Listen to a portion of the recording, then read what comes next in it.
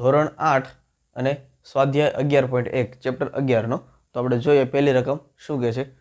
અહીં આકૃતિમાં એક ચોરસ અને એક લંબચોરસ ખેતર એમના માપ સાથે આપેલા છે। જો આ ચોરસ ખેતર છે, આ લંબચોરસ ખેતર છે, બેવના માપ આપણને આપેલા છે। ચોરસ ખેતરની અંદર એક જ બાજુનું માપ આપેલું છે અને લંબચોરસની અંદર પણ એક જ બાજુનું માપ આપેલું છે, પણ અહીંયા આપણે એક બાજુનું માપ આપેલું છે એટલે ત્રણે ત્રણ બાજુના માપ મળી જાય આપણને। એક 60 હોય તો બાકીના બધા કેવા હોય તો કે 60 જ હોય। અહીંયા આ 80 છે તો સામેની બાજુ પણ 80 હોય, જ્યારે બાકીની પહોળાઈ છે એ માપ અલગ હશે। હવે આગળ આ બંને ખેતરોની પરિમિતિ સમાન છે એવું કીધેલું છે। બે ખેતરની પરિમિતિ સમાન છે એટલે આપણે આવું લખીએ કે ચોરસની પરિમિતિ બરાબર લંબચોરસની પરિમિતિ, ચોરસની પરિમિતિ બરાબર લંબચોરસની પરિમિતિ। હવે આગળ જોઈએ તો કયા ખેતરનું ક્ષેત્રફળ વધારે હશે। કયા ખેતરનું ક્ષેત્રફળ વધારે છે એના માટે આપણે બે ચોરસનું, બે આકારનું, બે ખેતરનું ક્ષેત્રફળ આપણે શોધવું પડે। ચોરસનું અને લંબચોરસનું બંનેનું ક્ષેત્રફળ આપણે શોધવું પડે તો આપણને ખબર પડે કે શેનું ક્ષેત્રફળ વધારે છે। તો આપણે શરૂ કરીએ દાખલો।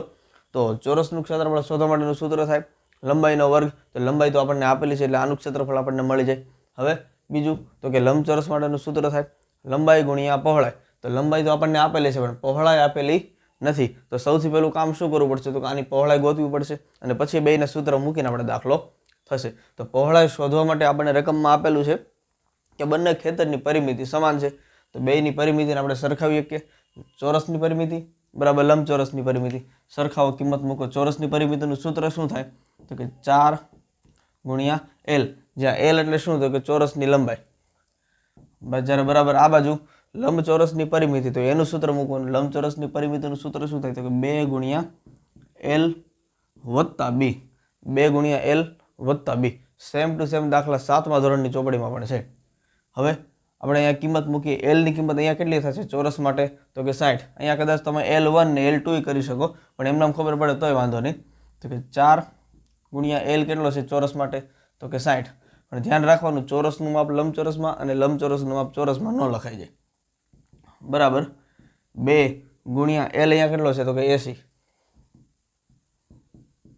વત્તા B, આ કિંમત આપણે બધું મૂકી દીધી। હવે સાદુરૂપ આપવાનું છે 4 ગુણ્યા 60 અને આ બગડો છે ને એ આ બાજુ કાઉન્સની સાથે ગુણાકારમાં કહેવાય, જો આ બાજુ આવશે તો એ ભાગાકારમાં જશે, એટલે કે 4 ગુણ્યા 60 આખાના છેદમાં 2 બરાબર 80 વત્તા B। અહીંયા છેદ ઉડાડો એટલે છેદ ઉડાડીએ એટલે અહીં ઉપર વધે 2, 2 ગુણ્યા 60, 2 ગુણ્યા 60 એટલે 120, એટલે આમ થાય 120 બરાબર 80 વત્તા B। હવે 80 છે એ બરાબરની આ બાજુ આવશે, અત્યારે આ બાજુ સરવાળામાં છે, આ બાજુ આવશે તો માઇનસમાં એટલે કે બાદબાકીમાં જાય, એટલે આપણે સીધે સીધું લખીએ કે 120 માંથી 80 જાય એટલે કેટલા વધશે તો કે 120 માંથી 80 જાય એટલે વધે 40, તો B બરાબર કેટલા મળશે આપણને તો કે 40 અને પાછળ એકમ લખવાનું નહીં ભૂલવાનું મીટર। B બરાબર કેટલો મળ્યો આપણને તો કે 40 મીટર। અહીંયા આપણે માપ લખતા જઈએ, બધા જે ખાલી જગ્યા કરેલી છે ત્યાં બધા માપ આપણે લખતા જઈએ, તો B બરાબર મળશે આપણને 40 મીટર। લંબચોરસની લંબાઈ મળી ગઈ, પહોળાઈ મળી ગઈ અને ચોરસની લંબાઈ તો આપણને આપેલી જ હતી। હવે લંબચોરસનું ક્ષેત્રફળ આપણે ગોતીએ એને પછી ચોરસનું ક્ષેત્રફળ, પછી જે વધારે આવે એનું ક્ષેત્રફળ વધારે છે એવું કહેવાય। તો પહેલા લંબચોરસનું ક્ષેત્રફળ આપણે ગોતીએ। લંબચોરસનું ક્ષેત્રફળ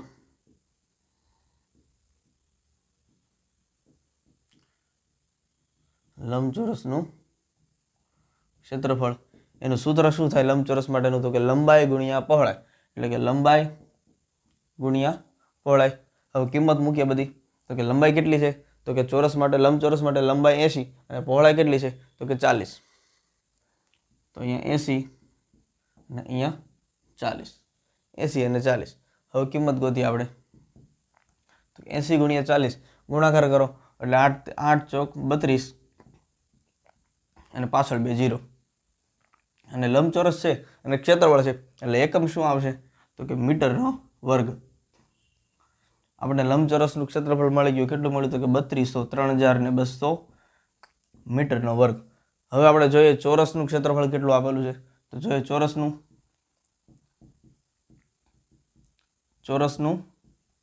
ક્ષેત્રફળ શું સૂત્ર થાય તો કે લંબાઈનો વર્ગ અથવા તો એક બાજુનો વર્ગ, બાજુ એક જ હોય બધી સરખી જ હોય તો એને આપણે લંબાઈ કહીએ કે પહોળાઈ કહીએ કે ખાલી બાજુ કહીએ બધું ચાલે। તો અહીંયા આપણે લખીએ લંબાઈનો વર્ગ, એનું સૂત્ર છે લંબાઈનો વર્ગ, લંબાઈ કેટલી છે તો કે 60 તો 60 ગુણ્યા 60, કેમ કે એનો વર્ગ છે એટલા માટે 2 વખત. તો અહીંયા ગુણાકાર કરીએ તો અહીંયા જવાબ આવશે 36 અને પાછળ 2 0, અને એકમ કયો લખવાનું તો કે મીટરનો વર્ગ. એ જવાબ અહીંયા લખી નાખીએ 3600 મીટરનો વર્ગ. હવે આપણને જે વસ્તુ ગોતવાની કીધી હતી આપણને મળી ગઈ. હવે સવાલ શું પૂછો તો એને તો કે કયા ખેતરનું ક્ષેત્રફળ વધારે હશે? તો કયા ખેતરનું વધારે થાય, ચોરસ કે લંબચોરસ? અહીંયાથી આપણને ખબર પડે કે ચોરસનું ક્ષેત્રફળ છે એ વધારે છે. તો નીચે વાક્ય લખવાનું કે ચોરસ ખેતરનું ક્ષેત્રફળ વધારે થાય. ચોરસ ખેતરનું ક્ષેત્રફળ વધારે થાય. આ દાખલો અહીંયા પૂરો. હવે આના પછીનો દાખલો જોઈએ આપણે. દાખલા નંબર 2 જોઈએ. તો એમાં શું કહે છે તો કે શ્રીમતી કૌશિક એનો આકૃતિમાં દર્શાવ્યા મુજબનો એક ચોરસ પ્લોટ છે. આપણે દોર્યો ને એ રીતે ચોરસ એક પ્લોટ છે એની પાસે, અને એ પ્લોટની અંદર એના મધ્ય ભાગની અંદર એ મકાન બનાવવા માગે છે. એટલે કે વચ્ચે આવી રીતે જેમ દોર્યું છે એવી રીતે એ મકાન બનાવવા માગે છે. અને એની અંદર મકાનને ફરતે પાછો બગીચો બનાવવો છે ને મકાનની આજુબાજુમાં પાછો એને બગીચો જેવી રીતે જે લાઈન કરે છે એ ભાગની અંદર એને બગીચો બનાવવો છે. અને બધાય માપ આપણને આકૃતિની અંદર આપેલા. જો ચોરસ પ્લોટ છે એટલે આ 25 મોટી બાજુ, તો બીજી બાજુ 25 જ હોય, બધી બાજુ 25 હોય ચોરસ પ્લોટ. હવે મકાનનું માપ અલગ છે. મકાન કેવું છે? લંબચોરસ. તો કે સામેની બાજુ 20, આ લંબાઈ છે 20 અને પહોળાઈ મકાનની કેટલી છે તો કે 15. અને બાકીનો જે ભાગ વધે છે એની અંદર એને બગીચો બનાવવો છે. અને બગીચાનો ભાવ એને આપેલો છે 55 રૂપિયા 55 પ્રતિ ચોરસ મીટર. એટલે કે 1 મીટર આમ અને 1 મીટર આવી રીતે તમે જે ચોરસ બનાવો 1 મીટર બાય 1 મીટરનું, તો એની અંદર એનો ભાવ કેટલો છે તો કે 55 રૂપિયાનો ભાવ છે. જો એક ચોરસ મીટરનો ભાવ 55 રૂપિયા, તો આપણે બગીચો બનાવવા માટે એને કેટલો ખર્ચો થશે એ આપણે એને કહેવાનું છે. તો સૌથી પહેલાં શું કરવું પડશે તો કે બગીચો એને બનાવવો છે. 1 મીટરનો ભાવ આપણને આપી દીધો 55 રૂપિયા. તો આપણે સૌથી પહેલાં ગોતવું પડે ને કે કેટલા ભાગની અંદર એને બગીચો બનાવવો છે. બગીચાનું ક્ષેત્રફળ કેટલું છે એ ગોતવું પડે. તો એની માટે શું કરશું તો કે હવે બગીચાનું ક્ષેત્રફળ આપણને આવી રીતે આમ ગોતો તો ન મળે સીધી રીતે. પણ શું કરશું તો કે જો આ મોટું ચોરસ દેખાય, મોટું છે એ ચોરસ, અને એ આખું એનું ખેતર છે. ખેતર કે પ્લોટ જે કે પ્લોટ છે એનો, બરાબર. તો ચોરસના ક્ષેત્રફળમાંથી આ જે વચ્ચેનો જે ભાગ છે મકાનવાળો ભાગ, આખા ચોરસનું ક્ષેત્રફળ ગોતશું. એની અંદરથી આ મકાનવાળો ભાગ છે એ બાદ કરશું. પહેલાં ચોરસનું ક્ષેત્રફળ ગોતશું, પછી મકાનનું ક્ષેત્રફળ ગોતશું. એટલે બેયના ક્ષેત્રફળ આપણને મળી ગયા. હવે ચોરસના ભાગમાંથી, ચોરસ પ્લોટના ભાગમાંથી મકાનવાળો ભાગ છે એટલો આપણે બાદ કરી નાખશું. એટલે બાકીનું વધશે એ કયું વધશે તો કે આ બધું ફરતું ફરતું વધશે. આખા ચોરસમાંથી આ મકાન બાદ થઈ જશે, એનું ક્ષેત્રફળ બાદ થઈ જશે. એટલે બાકીનું જે વધશે એ આપણને બગીચાનું ક્ષેત્રફળ મળશે. એટલે આમ થાય બગીચાનું ક્ષેત્રફળ બરાબર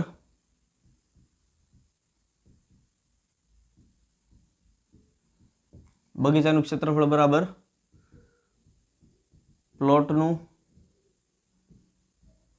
ક્ષેત્રફળ, અને એમાંથી આખા પ્લોટના ક્ષેત્રફળમાંથી મકાનવાળો ભાગ તમે બાદ કરી દો એટલે બાકીનો વધે એ કયું વધે તો કે બગીચો વધે. પ્લોટનું ક્ષેત્રફળ માઇનસ મકાનનું ક્ષેત્રફળ. બગીચાનું ક્ષેત્રફળ કેટલું થાય તો કે પ્લોટનું ક્ષેત્રફળ એમાંથી મકાનનું ક્ષેત્રફળ બાદ કરો. તો હવે પહેલાં આપણે પ્લોટનું ક્ષેત્રફળ શોધવું પડશે અને પછી પાછું મકાનનું ક્ષેત્રફળ ગોતવું પડશે. તો બે આપણે ગોતીએ. તો પહેલાં પ્લોટનું ક્ષેત્રફળ મૂકીએ. પ્લોટનું ક્ષેત્રફળ. હવે પ્લોટ કેવો છે તો કે ચોરસ. તો એની માટે સૂત્ર કયું આવશે કે ચોરસ એટલે કે લંબાઈનો વર્ગ. ચોરસનું સૂત્ર શું થાય તો કે લંબાઈનો વર્ગ. હવે લંબાઈ કેટલી છે તો કે 25 અને આ બાજુ 25, તો 25 ગુણ્યા 25 એટલે પ્લોટનું ક્ષેત્રફળ આપણને મળશે ટોટલ 625 મીટર સ્ક્વેર મીટર 625. આને આપણે થોડીક વાર ડબ્બામાં પૂરી દઈએ. હવે આગળ જુઓ મકાનનું ક્ષેત્રફળ. તો હવે મકાનનું ક્ષેત્રફળ ગોતવાનું છે. તો મકાન કેવું છે તો કે લંબચોરસ. તો અહીંયા સૂત્ર કયું વાપરશું તો કે લંબચોરસનું ક્ષેત્રફળ લખશું આપણે. મકાનનું ક્ષેત્રફળ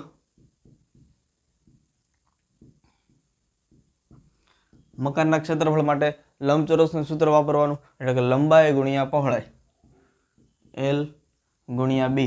L અને B ની બેની કિંમત મૂકો આકૃતિ ઉપરથી. તો કે લંબાઈ કેટલી છે તો કે 20 અને પહોળાઈ કેટલી છે તો કે 15. 20 અને 15 આ બેયનો તમે ગુણાકાર કરો એટલે જવાબ આવે 300 અને એકમ આવશે મીટરનો વર્ગ. આ બધી બાદબાકી ગુણાકાર, આ બધા ગુણાકાર મનમાં થઈ જવા જોઈએ. હવે 25 ગુણ્યા 25 એટલે કે 25નો વર્ગ થાય 30. અહીંયા 20 ગુણ્યા 15 એટલે કે 15 દુ 30 અને પાછળ 1 0 લગાડી દેવાનો. 300 મીટરનો વર્ગ, મકાનનું ક્ષેત્રફળ આપણને મળી ગયું, પ્લોટનું ક્ષેત્રફળ મળી ગયું. તો હવે આ સૂત્રની અંદર બેયની કિંમત મૂકો એટલે તમને બગીચાનું ક્ષેત્રફળ મળે. મૂકીએ આપણે પ્લોટનું ક્ષેત્રફળ તો કે 625, એકમ નહીં લખીએ અહીંયા આપણે મીટર સ્ક્વેર, માઇનસ 300, બેયની બાદબાકી કરો એટલે જવાબ આવે 325 મીટર સ્ક્વેર. ટોટલ બગીચાનું ક્ષેત્રફળ કેટલું થાય તો કે 325 મીટરનો સ્ક્વેર. હવે આ ક્ષેત્રફળ આપણને મળી ગયું એટલે 325 મીટર. હવે 1 મીટર જે ભાગ છે ને, 1 મીટર ભાગ વિકસાવવા માટે 55 રૂપિયા લાગે. તો 325 મીટર જેટલો ભાગ વિકસાવવા માટે કેટલા રૂપિયા લાગે, કેટલો ખર્ચો થાય, તો એની આપણે ત્રિરાશી મૂકીશું આપણે કે જો 1 મીટર સ્ક્વેર બગીચો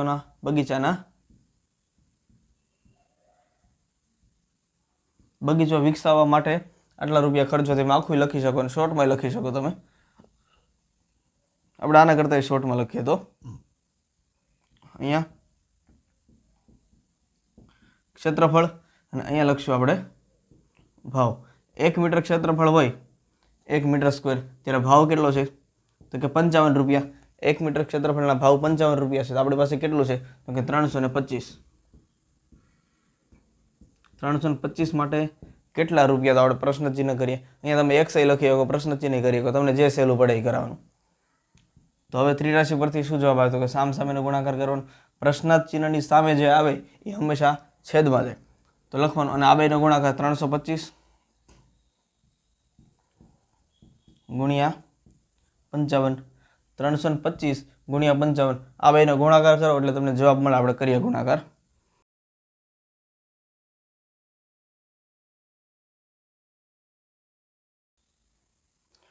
જવાબ આવે 17,875 રૂપિયા જવાબ આવે.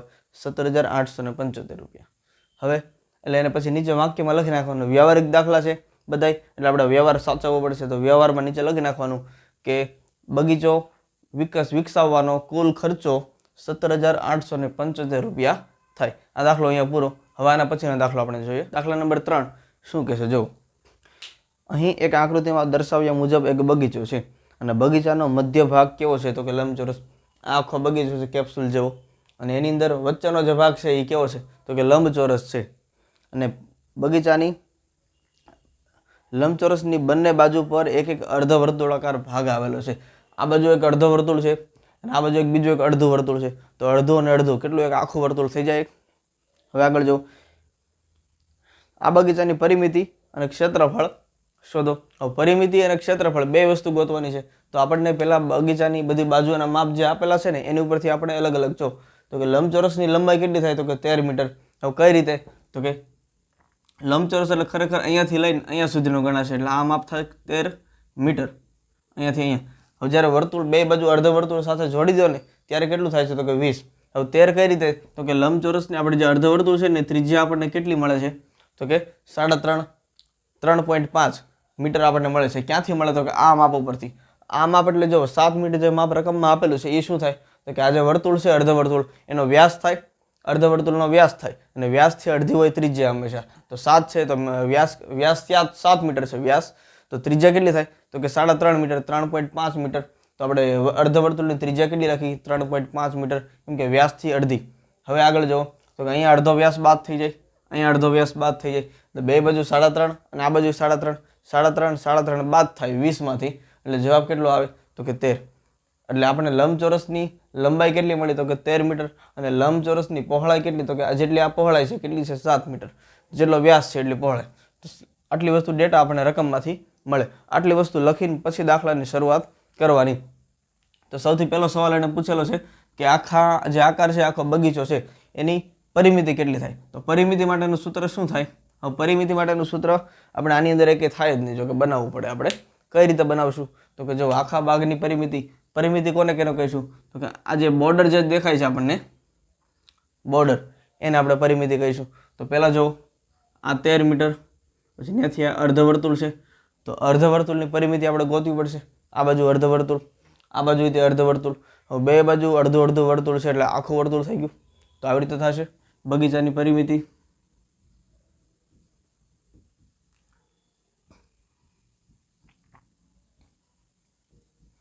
બગીચાની પરિમિતિ બરાબર લંબચોરસની જે લંબાઈ છે લંબચોરસની લંબાઈ કેટલી છે તો કે 13 મીટર. તો કેટલી વખત આવે છે લંબાઈ? 2 વખત, એક ઉપર આવે છે એક નીચે આવે છે, બંને બાજુ લંબાઈ આવે છે લંબચોરસની. એટલે આપણે લખશું 2 ગુણ્યા લંબાઈ, 2 ગુણ્યા લંબચોરસની લંબાઈ,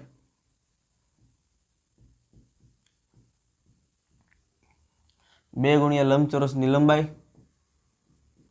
શું કામ 2 ગુણ્યા? તો કે 2 વખત આપણે લંબચોરસની લંબાઈનો ઉપયોગ કરવાનો છે. આ 20 છે ને 20 કાંઈ કામનું નથી, પણ 20 ઉપરથી આપણે બાકીના માપ આપણે મેળવી શકીએ. જેમ કે 20 ઉપરથી આપણને 13 મળ્યો અને 20 ઉપરથી આપણને આ જે 7 છે એ મળ્યો, આપણને વ્યાસ મળ્યો, વ્યાસ અને ત્રિજ્યાઓ મળે આપણને. હવે લંબચોરસની પરિમિતિ કેટલી? તો કે 2 ગુણ્યા બગીચાની પરિમિતિ કેટલી? તો કે 2 ગુણ્યા લંબચોરસની લંબાઈ વત્તા શું ઉમેરવું પડશે? તો કે બંને અર્ધવર્તુળની પરિમિતિ બાકી ને, અને બંને અર્ધવર્તુળને ભેગા કરો તો આખું વર્તુળ થઈ જાય. અને આખા વર્તુળની પરિમિતિ કેટલી થાય? તો કે 2πr લખવાનું, વર્તુળની પરિમિતિ. હવે બધી કિંમત મૂકતા જઈએ આપણે એક પછી એક. તો કે 2 ગુણ્યા લંબચોરસની લંબાઈ કેટલી છે? કે 13 વત્તા વર્તુળની પરિમિતિનું સૂત્ર શું થાય? તો કે 2πr. તો કે 2 ગુણ્યા 22/7 એટલે કે પાઈ 2πr. આપણે સૂત્ર મૂકીએ, એક કામ કરીએ, 2πr. 13 ગુણ્યા 2 એટલે આ થાય 26 વત્તા 2 ગુણ્યા 22/7 ગુણ્યા r. r એટલે કે ત્રિજ્યા કેટલી છે? 3.5. તો 3.5 છે એનું 35/10 આમ લખી શકું. તો હવે છેદ ઉડતા હોય પહેલાં ઉડાડી દઈએ. જો આ બાજુનો ભાગ ગુણાકાર છે તો એની અંદર જેટલા છેદ ઉડતા હોય ઉડાડી દઈએ આપણે. 7 અને અહીંયા 35, તો 7 પંચા 35. હવે 10 છે તો ત્યાં શું હોય? 2 ગુણ્યા 5 હોય તો 1 5 1 5 જાય. અહીંયા 2 અને આ 2 ઉડી જાય તો કોણ વધે? તો કે 22. ઉપર આ બાજુ 22 વધે, આ બાજુ 26. 26 વત્તા 22, 26 અને 22 બેનો સરવાળો કરો એટલે 26 વત્તા 10 એટલે કે 36, 46 અને 48 જવાબ આવે. અને પરિમિતિ છે એટલે એકમ શું આવશે? તો કે મીટર. લંબચોરસ બગીચાની પરિમિતિ કેટલી થાય? તો કે 48 મીટર લખી નાખીએ આપણે અહીંયા. બગીચાની પરિમિતિ તો કે 48 મીટર. હવે બગીચાની પરિમિતિ આપણને મળી ગઈ. હવે શું ગોતવું છે? તો કે ક્ષેત્રફળ શોધવું છે, આખા બગીચાનું ક્ષેત્રફળ. લખીએ બગીચાનું ક્ષેત્રફળ.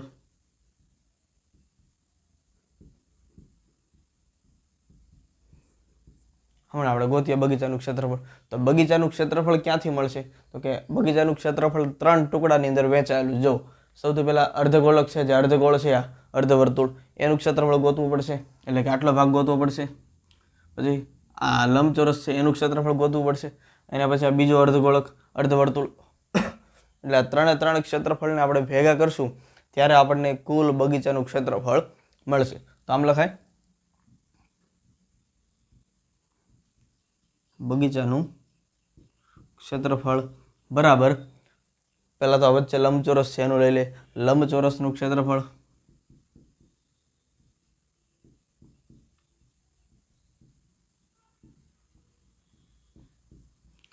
લંબચોરસનું ક્ષેત્રફળ આવી ગયું. હવે આ અર્ધવર્તુળ અને આ બાજુથી અર્ધવર્તુળ, બે અડધા વર્તુળ છે, બેને ભેગા કરો તો આખું વર્તુળ થઈ જાય.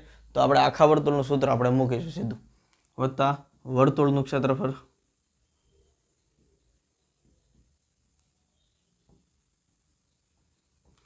જો કદાચ બીજી બાજુ અર્ધવર્તુળ ન આપેલું હોત તો તમારે પાછું અર્ધવર્તુળ જ મૂકવું પડે, કેમ કે તો પછી આ બાજુ ન આપેલું હોત તો માની લો આ એક અર્ધવર્તુળ આપણે ગણવું પડે, તો એના માટે તમારે આખું વર્તુળ આ જે અર્ધવર્તુળનું સૂત્ર છે એ જ મૂકવું પડે.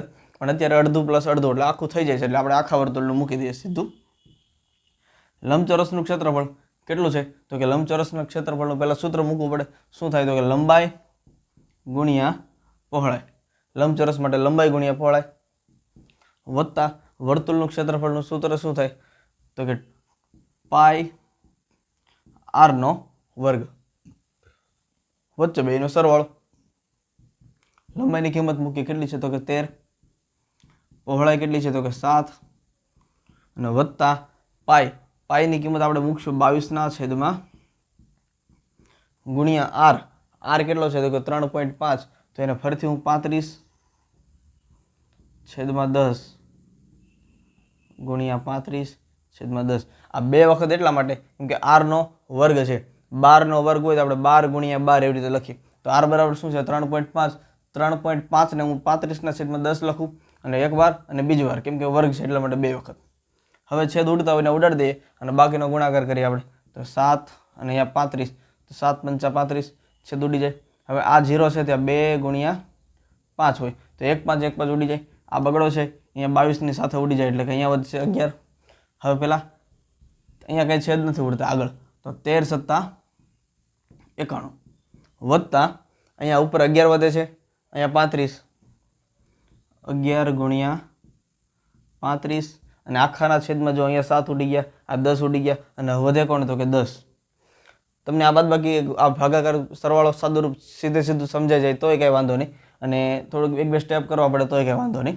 હવે 11 ગુણ્યા 35 કરો ગુણાકાર, તો કે 35 અને 11 આ બેનો આપણે ગુણાકાર કરીએ. બને ત્યાં સુધી નાની સંખ્યાને નીચે રાખવાની એટલે ગુણાકારમાં જલ્દી થાય. તો કે 11 ગુણ્યા 5 એટલે 55, ઉપર 5, 11 તેરી 33, 33 ને 5 એટલે કે 38. અને છેદમાં કેટલા છે 385/10. આ બેનો ગુણાકાર 385. 91 વત્તા 385 આખાના છેદમાં 10. હવે 10 છે એટલે આપણે 1 પોઈન્ટ આપણે કાપી શકીએ. તો કઈ રીતે તો કે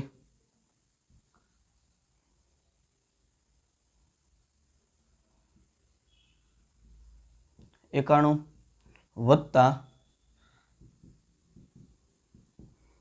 38.5. 91 વત્તા 38.5. હવે આ બેનો તમે સરવાળો કરો, આપણે કરીએ સરવાળો.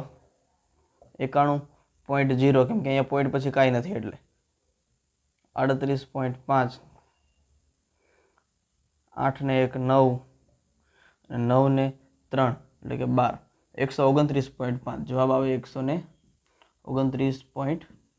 અને એકમ કયો તો કે બગીચાનું ક્ષેત્રફળ છે એટલે એકમ હંમેશા મીટરનો વર્ગ.